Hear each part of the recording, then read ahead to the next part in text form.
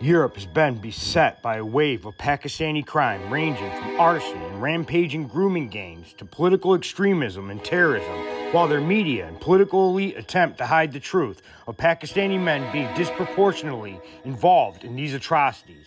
You can call Europe the Europe of Pakistan, Europistan. Florence, Italy. A man can be seen here attempting to light a crowded apartment block on fire by trying to light an exterior gas pipe with a kitchen lighter.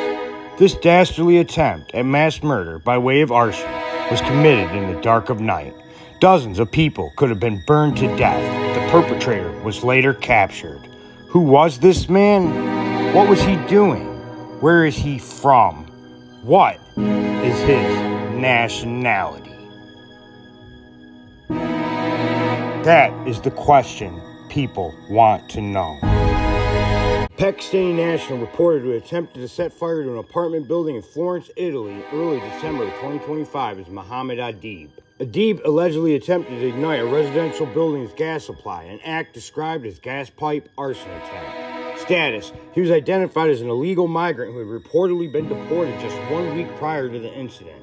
Evidence: video of the attempt was widely circulated on social media platforms, showing him using a lighter on the building's infrastructure. A popular Christmas attraction known as Santa Claus's house has been set fire to and destroyed by an arsonist in Scandiano, Italy. The suspect, who the police have apprehended, has committed previous arsons. Another Pakistani national, Mohammed Aftab Jat, was reportedly arrested in mid-December 2025 for a separate incident in Italy involving setting fire to a Santa Claus house, a community gathering place. Case details: incident. Jad is accused of arson targeting a Santa Claus display, which served as a popular gathering spot for Christian families and children.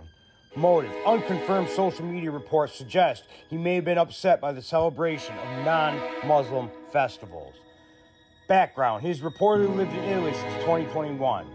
Current status: as of December 14th, 2025, he remains in custody following his arrest. Mohammed Aftab Jat may have had previous involvement with authorities for similar acts. Suspected previous incident: local accounts suggest he was previously suspected of setting fire to a rubbish bin in Italy, an act that resulted in fire damage to two nearby vehicles. So while these Pakistani nationals rampaged through Italian streets, starting arson fires, trying to murder entire apartment blocks filled up with people in the dead of night, and burning down the presence of any worship of Christianity, the Italian media refuses to say their name.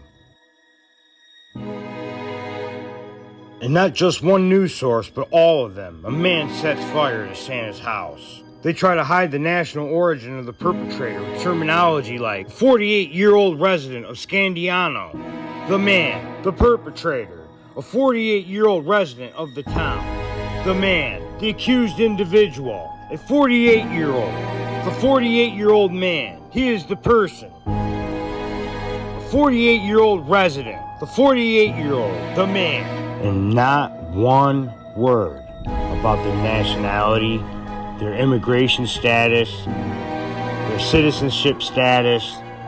It's almost as if something or someone is covering something up. There is a conspiracy afoot to keep an entire population ignorant of the dangers in their midst, with the media completely corrupted, who are colluding with European officials to provide cover for the crimes of recent arrivals from countries like Pakistan. The media and their leaders are directly endangering European lives by this obfuscation of the truth. Their lies are leading to death and destruction. Mass migration is destroying the very fabric of Western countries.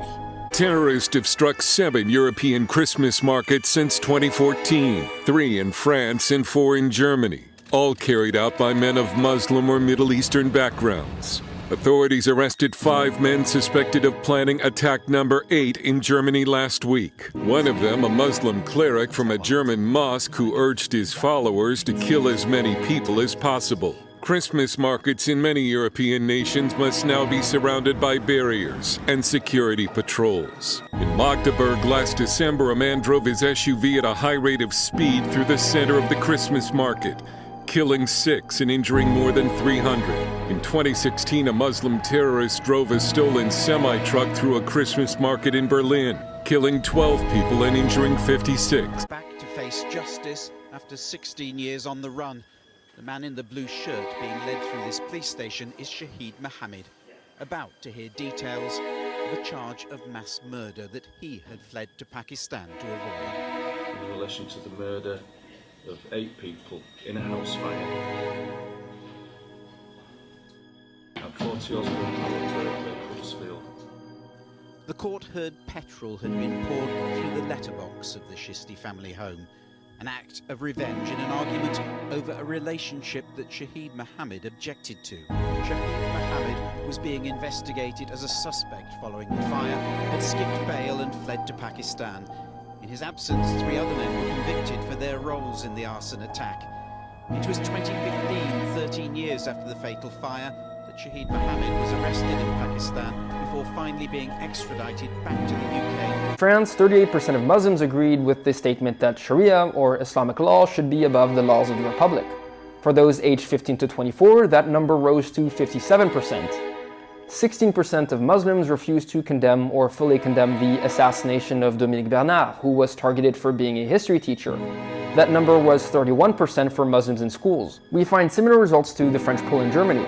This is a table that I found at page 160 of a report by Lower Saxony on high school students. It found that 67.8% of Muslims interviewed put the Quran above German laws. 35% of Muslims understood violence against those who insulted Allah or Muhammad. 18% judged that violence was justified when it came to promoting the interests of Islam. 36.5% wanted an Islamic state following Islamic laws, in other words, Sharia law, and nearly 46% believed that theocracy was the best form of government. For the UK, I could only find this study by the Henry Jackson Society. It showed the same effect, with younger Muslims being more likely than their elders to support Sharia law, and there being a clear break for the abolishment of the Church of England and the institution of Islam as the state religion. And we can actually see the results of this in European streets, where there have been Islamist protests in countries like the Netherlands and Germany, calling for the establishment of an Islamic caliphate across Europe. And these fundamentalist political beliefs are also fertile ground for radicalization and terrorism. If you appreciate the unvarnished truth, as ugly as it may seem, leave a comment, like, upvote, and/or most importantly, follow me.